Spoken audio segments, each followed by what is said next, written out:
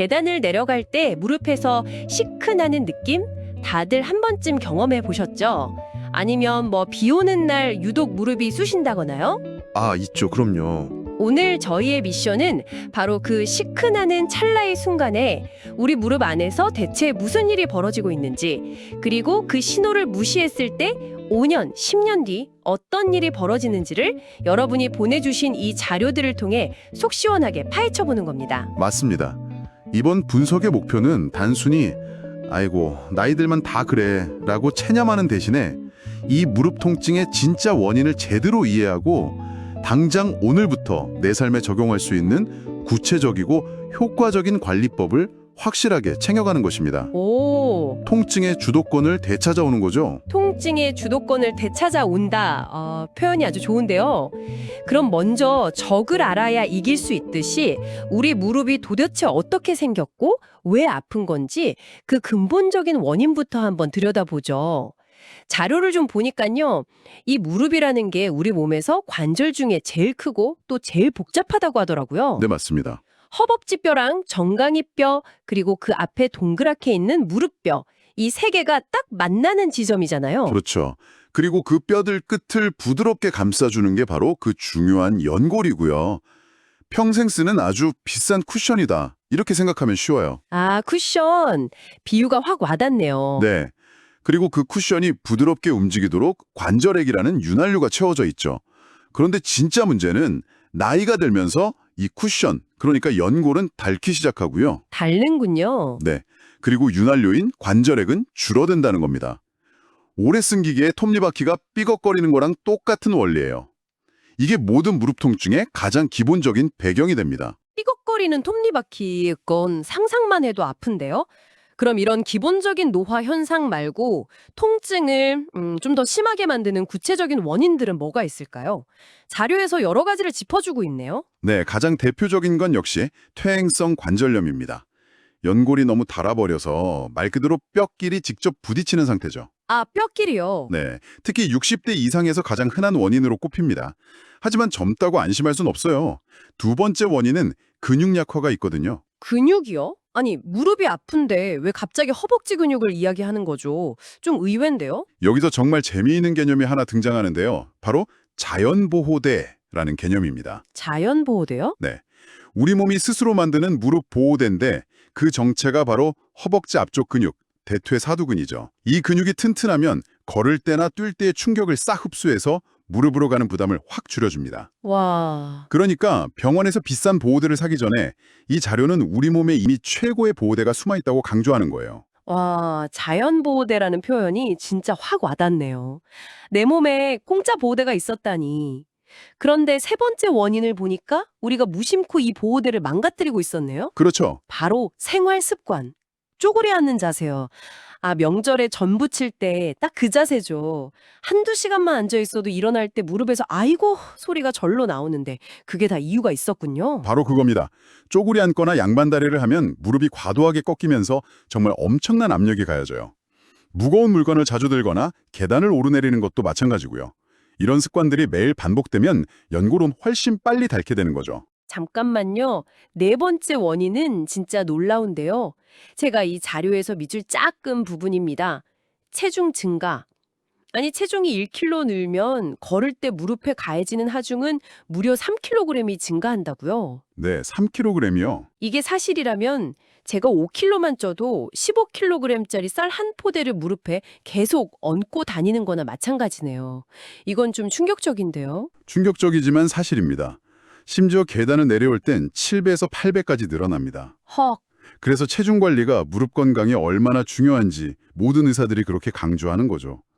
그 외에도 O자형 다리나 평발 같은 체형 문제가 무릎의 특정 부위에만 압력을 집중시키기도 하고 또 과거에 다쳤던 부상의 후유증이 만성 통증으로 이어지기도 합니다. 아, 그렇군요. 네, 마지막으로 류마티스 관절염이나 통풍 같은 염증성 질환도 원인이 될 수 있고요. 와, 들어보니까 이 원인들이 각각 따로 노는 게 아니네요. 허벅지 근육은 약한데 체중은 늘었고 거기에 쪼그려 앉는 습관까지 있다면 그야말로 최악의 조합이군요. 최악이죠. 단순히 무릎만 보는 게 아니라 내 걸음걸이, 내가 앉는 자세, 내 체중까지 삶 전체를 돌아봐야 한다는 말씀이시군요. 정확합니다. 내 통증의 원인이 대체 어디에 있는지 종합적으로 파악하는 것. 그게 바로 관리의 시작입니다. 그렇군요.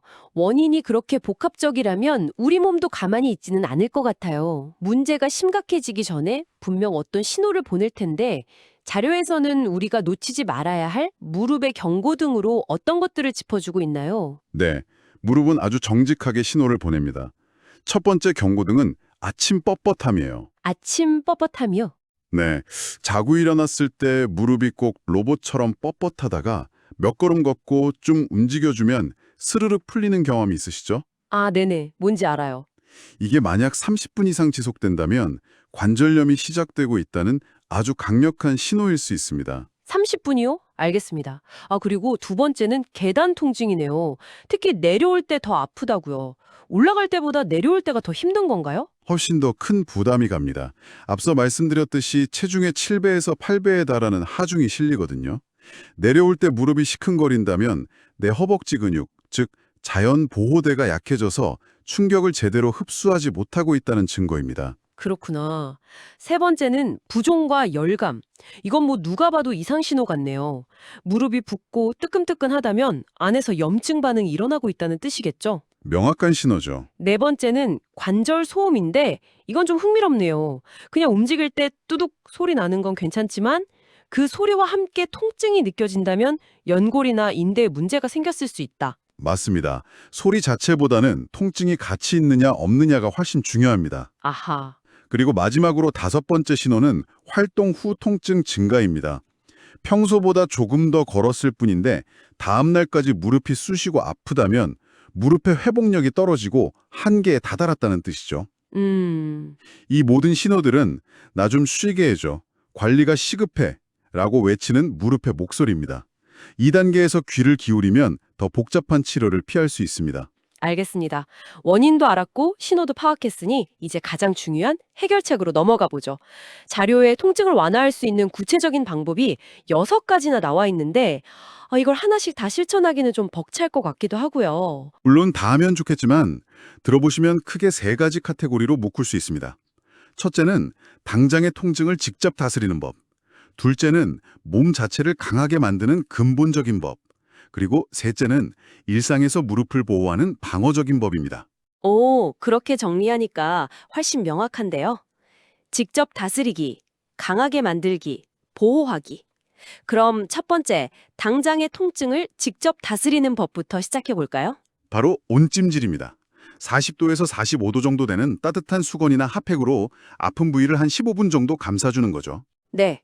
그러면 혈관이 확장되면서 혈액순환이 원활해지고 뭉쳤던 근육이 이완되면서 통증이 부드럽게 가라앉는 효과가 있습니다. 그런데 보통 삐끗하면 냉찜질을 하라고 하잖아요. 언제는 온찜질, 언제는 냉찜질. 이게 되게 헷갈릴 때가 많아요. 아주 중요한 질문입니다. 자료에서도 명확히 구분하고 있어요. 무릎이 갑자기 붓고 뜨거운 열감이 느껴질 때, 그러니까 급성 염증 상태일 때는 냉찜질이 맞습니다. 아, 그럴 땐 차갑게. 네, 혈관을 수축시켜서 염증이란 부기를 가라앉혀야 하니까요. 반면에 그런 급성기가 지나고 만성적으로 쑤시고 뻣뻣한 통증에는 온찜질이 효과적입니다. 급할 땐 차갑게, 오래될 땐 따뜻하게 이렇게 기억하시면 쉬워요. 급할 땐 차갑게, 오래될 땐 따뜻하게. 딱 외워두겠습니다. 자, 그럼 두 번째 카테고리, 몸 자체를 강하게 만드는 근본적인 법으로 넘어가 보죠. 이건 아까 말씀하신 자연 보호대를 만드는 것과 관련이 있겠네요. 정확합니다. 바로 허벅지 근육 강화 운동입니다. 모든 정형외과 의사들이 이구동성으로 가장 중요하다고 강조하는 방법이죠. 그런데 보통 근육 운동이라고 하면 헬스장에서 막 무거운 기구를 드는 걸 상상하잖아요. 무릎이 이미 아픈 사람이 그렇게 운동을 해도 괜찮은 건가요? 오히려 무리가 가지 않을까 걱정되는데요. 좋은 지적입니다. 그래서 자료에서 소개하는 운동들은 무릎에 전혀 부담을 주지 않으면서 허벅지 근육만 콕 집어서 단련할 수 있는 아주 안전한 동작들이에요. 오, 의자 하나만 있으면 집에서 누구나 할 수 있습니다. 정말요? 어떤 것들이죠? 첫 번째는 의자에 앉아 다리 들기입니다. 의자에 허리를 펴고 앉아서요. 한쪽 다리를 쭉 펴서 발끝을 몸쪽으로 당긴 채로 한 5초 정도 버티는 겁니다. 아, 간단하네요? 네, 천천히 내리고 반대쪽도 똑같죠. TV 보면서 하기 딱 좋죠. 두 번째는 벽 스쿼트. 벽에 등을 기대고 서서 무릎을 한 30도 정도만 살짝 구부렸다가 펴는 겁니다. 이때 중요한 건 무릎이 발끝보다 앞으로 나가지 않도록 하는 거고요. 네. 마지막은 누워서 다리 들기. 편안하게 누워서 한쪽 다리를 한 15cm 정도만 들어 올려서 5초간 버텼다가 내리는 동작입니다. 들어보니 정말 간단하네요. 이 정도면 매일 할 수 있겠어요. 핵심은 꾸준합니다. 하루 이틀하고 효과를 기대하면 안 되고요. 최소 4주 이상 꾸준히 해야 근육이 붙고 자연 보호대가 제 역할을 하기 시작합니다. 그리고 통증이 느껴지면 즉시 중단하고 강도를 조절하는 것도 잊지 마시고요. 알겠습니다. 그럼 몸을 강하게 만드는 두 번째 방법은 역시 체중 관리겠죠? 아까 그 충격적인 1kg은 3kg 공식을 잊을 수가 없네요. 네. 식사량을 조금 줄이고 수영이나 실내 자전거처럼 무릎에 부담이 덜 가는 유산소 운동을 병행하는 것이 가장 이상적입니다. 그리고 몸을 강하게 만드는 마지막 퍼즐 조각은 영양 관리입니다.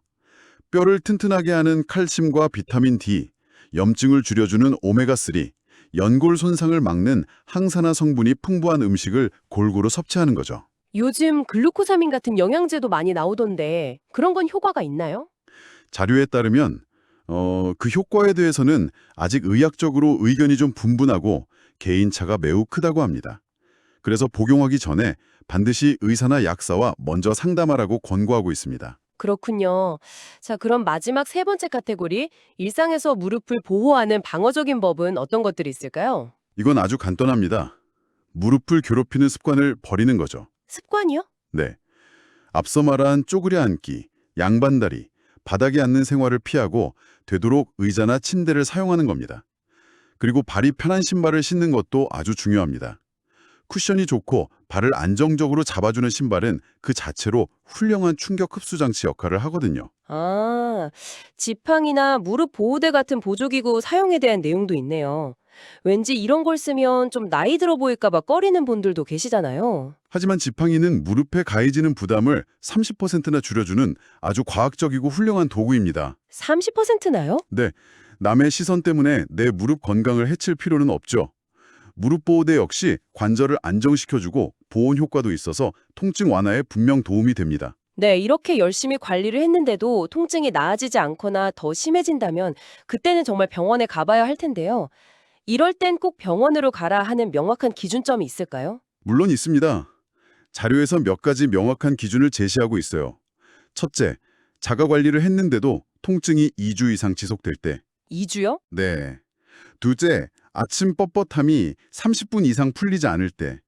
셋째, 무릎이 붓고 열이 날 때. 이건 명백한 염증 신호이니까 절대 미루면 안 됩니다. 아, 그렇죠. 넘어지거나 다친 후에 통증이 생겼을 때도 당연히 다 봐야겠고요. 그리고 무릎이 완전히 펴지거나 구부러지지 않는 증상도 있네요.